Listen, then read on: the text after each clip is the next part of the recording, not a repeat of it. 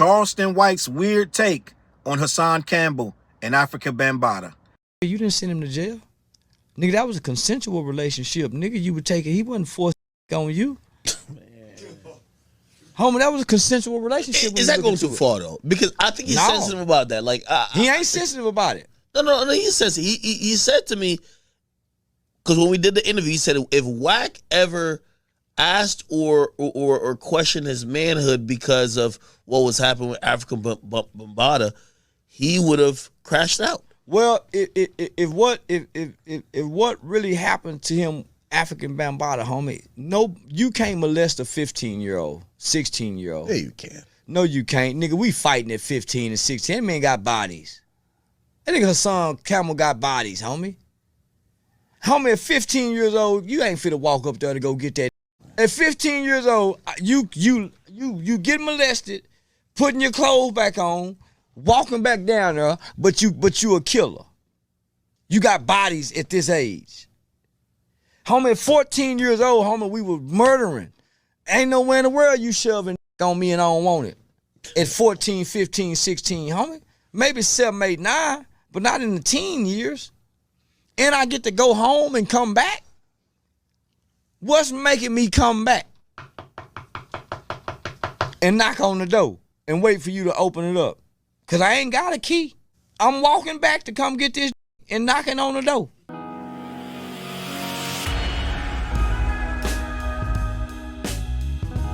What's up, word? Your boy Charles Brown back again talking facts. Hit that like button, hit that subscribe, hit that notification bell. Keep sending those cash apps to CLBMG. Join that membership and all you buying that merch down below. Gang, listen.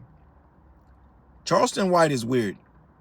Charleston White is one of the weirdest people in this hip-hop culture. And I'm not even going to say hip-hop culture. I'm not even going to do that. Charleston White is a social media influencer. He is part of the, I want to say this new breed of troll, and he loves to stick his nose in where it don't really belong, into situations that he has no business getting into. And this one right here, this Afrika Bambaataa, I guarantee you Charleston White knows so little about Afrika Bambaataa.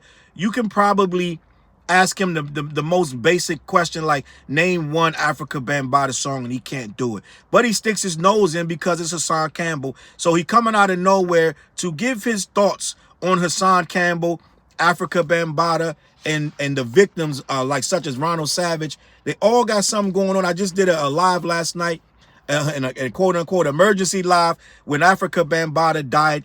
He died at 67 of complications from cancer. And some people would say rest in peace. Others would say rest in piss. Either way, he's gone. So end of the day, I'm not going to be one out here crying or having any feelings about Afrika Bambaataa that don't include what he's done and been accused of doing. So we can all agree that Afrika Bambaataa, I'm just going to be honest, I don't think he deserves anybody's tears at this point in time. Okay? Now, I'm sure his family is hurt. So we can send condolences to them, and hopefully that they can heal from this. But there are a lot of people out there that feel like they weren't handled correctly by Afrika Bambaataa, and they hold some ill will and some residual pain and trauma. And I believe that needs to be acknowledged. Okay, so end of the day, Charleston White comes out of nowhere with his weird just obsession with just being an obnoxious piece of shit troll. So he comes at Hassan Campbell, who let's not go too crazy. Hassan can be a kind of rough around the edges too, and he gets what he gives. Okay, we're not going to act like Hassan doesn't have his own quirks and things of that nature. Hassan is the same one telling you you got your snot box rock and turn TV off and this, that, and the third. So Hassan can be extremely disrespectful as well. So we can't act like we don't understand why someone would have a problem with Hassan Campbell. So I want to read this article because what I think is going on is Charleston White once again is trying to stay relevant. Charleston White again wants to be part of the conversation, even if he don't have nothing to do. He's not from New York. He has no reason to be commenting on this, but he's there again. And let's have this conversation, all right? Because Hassan Campbell is a victim of Afrika Bambaataa, and he went live yesterday. But before he went live, his clip was very some may say disrespectful to Afrika Bambaataa, and Charleston White got wind of that clip. So let me read this article, okay? Charleston White doesn't believe Hassan Campbell's Afrika Bambaataa allegations are true, by Gabriel Braz Nevarez. It's a weird take. He's trying to say he didn't get molested by Afrika Bambaataa. He's going to say that he was too old to be getting molested. He's going to allude to that it being a choice. Okay, this is what he's trying to say, and I want to have this conversation. Hassan Campbell had accused the late Afrika Bambaataa of sexually abusing him as a teenager. Allegations which Charleston White questions. White is a hot take machine, even around sensitive topics such as sexual abuse allegations. Let's be honest, Charleston White is inappropriate and he goes too far. He brings people's kids into it. He has no mercy, and he claims that he is part of the police force, some kind of way where he can do these things with impunity as long as he brings in these rappers, sets them up to take the fall. He claims he's an activist, a community activist, but he also claims that this is all an act, and he only does this to expand his social flame, his influencer flame, so therefore he can bring more attention to the plight of the children in the ghetto. Well, I think that plight, I think that character that he says he's playing has already crescendoed his peak. He's gone too far. It ain't no more. The character is gone. He's that guy now. And you're not bringing awareness to these kids because you are disrespecting kids as this character. And I feel like the character that you're playing has already superseded all the goodwill that you're going to get from your so-called community activism. You're not even doing that no more. You're out here running around on your wife. You're doing this ridiculous comedy act that's I don't even know who finds this shit funny, but they keep piling in to see this guy. So let's just be clear. Charleston White ain't nobody to be coming out saying anything about anybody. But let me continue. Following the sudden news of the passing of Afrika Bambaataa, a clip of White's old 2023 interview with DJ Academics on the latter's Off the Record podcast surfaced. In it, the social media provocateur comments on Hassan Campbell's child sex abuse allegations against Bambaataa, questioning their veracity. So this is an old clip, but they brought it back up, and I'm sure he's doubling down on it, and I'm sure he's getting real ridiculous with his commentary. Let me continue. As caught by Academics TV on Twitter, Charleston spoke on how Campbell had a chance. Quote, he had a chance to send a hip-hop pioneer to jail, but he didn't do so. He claimed they had a consensual sexual relationship, and he did not back down when Academics pushed back. Posed the question that White may be going too far, recalling how Hassan told DJ Vlad he would crash out if anyone questioned his manhood over that alleged relationship. Quote, this is from Charleston White. You can't molest a 15-year-old. We fighting at 15 and 16. That nigga Hassan Campbell got bodies. At 14 years old, he was murdering. Ain't nowhere in the world you showing me, and I don't want it at 14, 15, 16. Not in the teen years. And I get to go home and come back. What's making me come back and knock on the door and wait for you to open it up? I'm walking back to come get this. You lying to me. That ain't molestation. That's volunteer effing. I want to be underage. It might be underage, but don't nobody drag you up there, gang. So then by Charleston White's logic, all of the teachers that's sleeping with the kids in the schools, let them out. All of the uncles that's doing stuff to the nieces and the nephews, let them out. They fine. Don't worry about it. Right?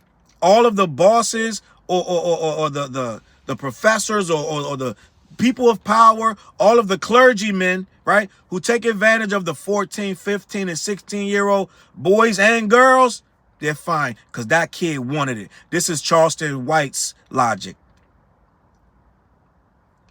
This is what he's trying to say. You got to understand what you're dealing with. But he thinks that he's a community activist, and this is an act for the kids. Let me continue. He also questioned the lack of legal consequences over this alleged situation. Some folks blasted this perspective as disrespectful and vile in the replies, whereas others fanned the flames. Now, this is what you got to understand. Afrika Bambaataa has a whole network of people who are defending and in some cases enable them. He even had prominent rappers such as KRS-One dismiss the charges and the victims, right? And one of the victims recanted, but it was under pressure. If I'm not mistaken, Hassan Campbell and Ronald Savage both came out and tried to have something done. But the charges were so old, I don't think that the state moved on them like they could have. Okay? And I think there was a lot of pressure on some of the other victims to not come forward. And let's not understate how elusive Bambaataa was being. At one point, Bambaataa went on the run, if I'm not mistaken. Came back when the heat died down, allegedly. So it ain't that simple, Mr. White, to just say he should be in jail. Right? Ain't Charleston White the same one that said David, that rapper that chopped that girl up, he ain't guilty either because he would be in jail? I don't think Mr. White knows how this shit works. Right? I don't think he knows how this works. Let me continue. For those unaware, Hassan Campbell's allegations against Afrika Bambaataa relate to claims that the latter allegedly forced the former to perform oral sex on him as a teenager, among other instances of assault, harassment, and abuse. Quote, I just wanted to, this is Hassan yesterday when this thing came out.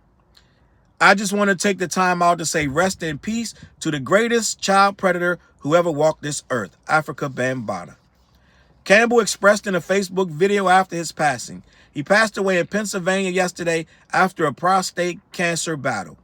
Many other men accused the Universal Nation founder of abuse, sexual assault, child molestation, trafficking, and other deeds over the past decades. You hear that? Many other men, Mr. White. So it wasn't just Hassan Campbell. I'm going to read this other article because Ronald Savage is the other guy involved with Afrika Bambaataa and trying to get him convicted, but he recanted his story. So let me read this one. Ronald Savage, Afrika Bambaataa's first accuser, mourns his passing by Zachary Horvath. See, it's Zachary Horvath for hotnewhiphop.com. Now, it's a complicated thing because these guys, some of them, especially Ronald Savage, went back and forth, back and forth. They feel pressure over here, they recant. Then they feel pressure over here, then they say it was real. So, this guy had a hold on these guys, gang.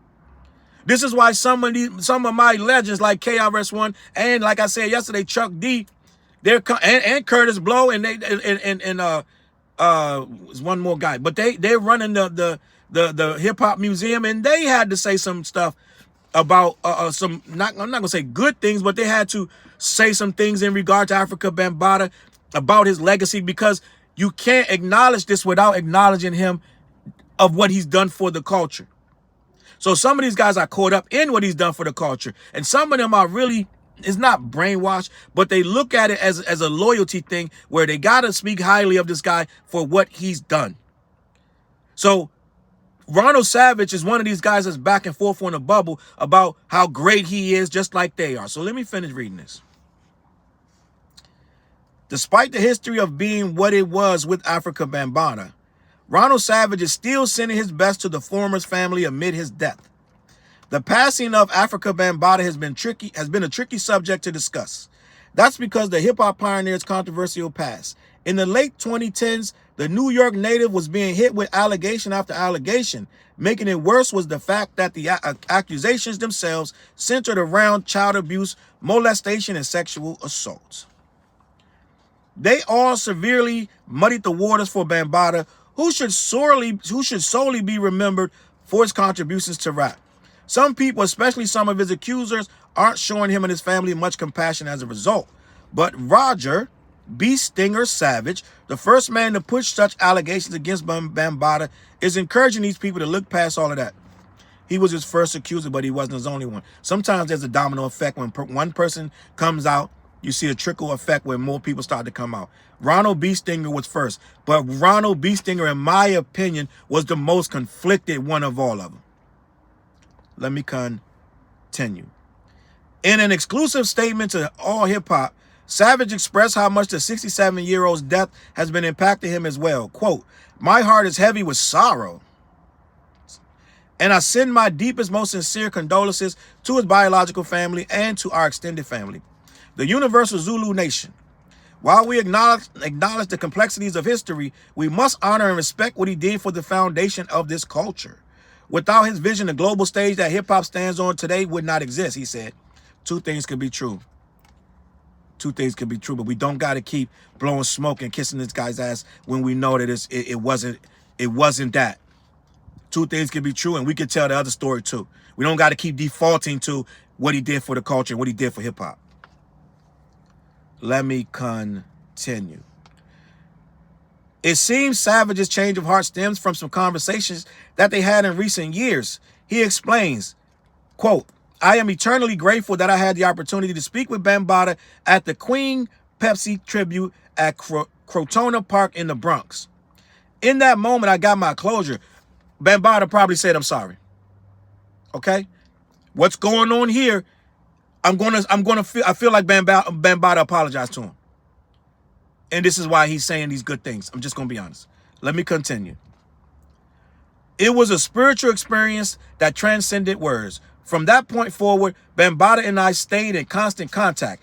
Those conversations meant the world to me, and I cherish the bond we maintained until his final days. Gang, that's a trauma bond. Allow me to speak freely and go off the record, off cuff right here, because that sounds like that guy still got a hold on you, gang.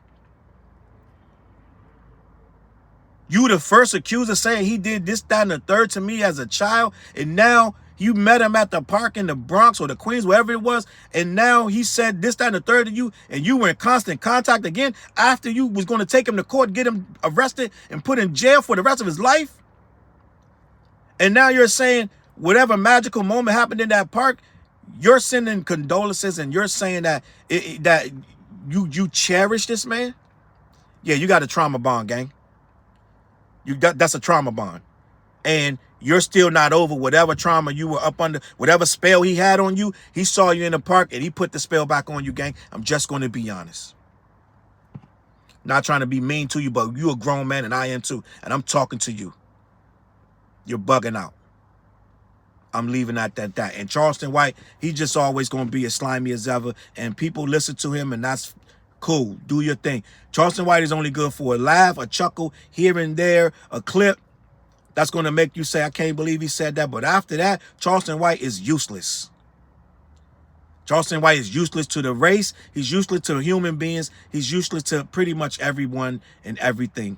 He's selfish, ignorant, dumb, and loud. So we don't agree with Charleston White over here. All right?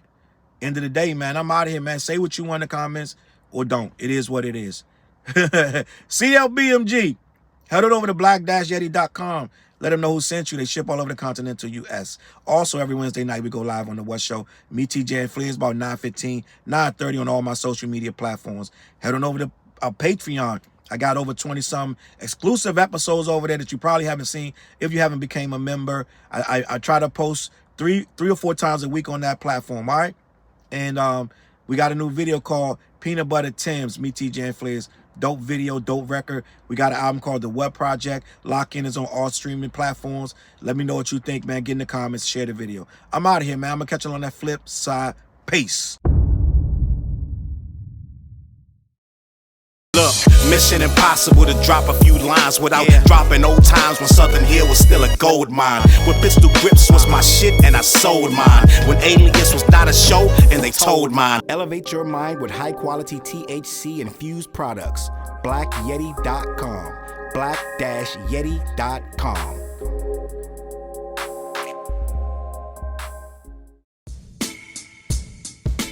CLB. Get my coat, get my sheepskin, grab my wallet, get my pocket knife, and get that hat right there. We out. Grab my pocket knife too. Let's go.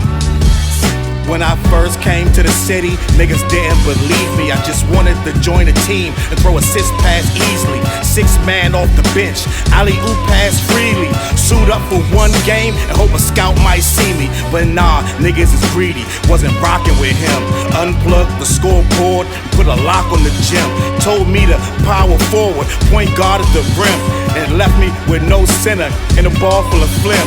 Not knowing that I'm a dog, a Rottweiler within, with the heart of a pit bull that don't bark for pretend. My bites cut deep, break the bone and the skin, with the level of hustlenomics you do not comprehend. So first I took a block down on the west side end, and then secured a spot with some goons and some kin, and then sent out some flyers, let the games begin. And in 6 months time, the city like that's him. Oh yeah, he the one that moved the hustle to the burbs. And yeah, he the one that knocked the hustlers off the curb. And yeah, he the one that set up shop without a word. And he the one that got it cracking, and all he did was rapping by the Hooters. I kept killers from being shooters. Put a mic in a thug's hand, now he loyal like Pats fans. Take a man off the streets past the needles and crack cans. Promise mama to keep him safe, then put some food in his face, and he'll kill for you. But I don't need him for that. Click like, click share. Tell them bitches we back. Share the whole location. Tell them niggas where we at. Cause we out here and we ain't the cheese, we the trap.